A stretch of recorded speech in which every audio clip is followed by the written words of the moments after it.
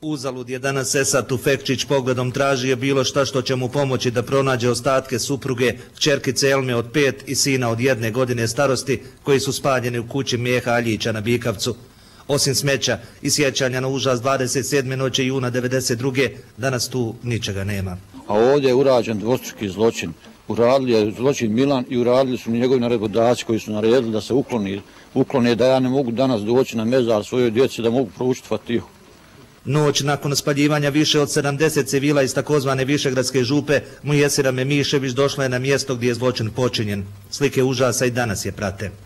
Kad sam to vidjela, kada sam vidjela panjeve sa goreli drvo i ono kako osjećaš ruke, noge, to vidiš ono trupina, užas, žgarevna me ovdje stoji, koliko to se topi i ujutru sam ja došla, ali to je grozno.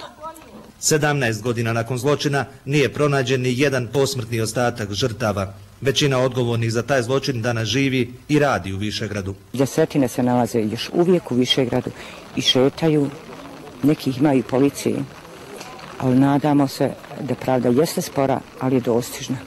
Jedina koja je preživjela lomaču na Bikavcu je Zehra Turjačanin. Svjedok je u procesu protiv Milana Lukića koji je neposredno organizirao zločin.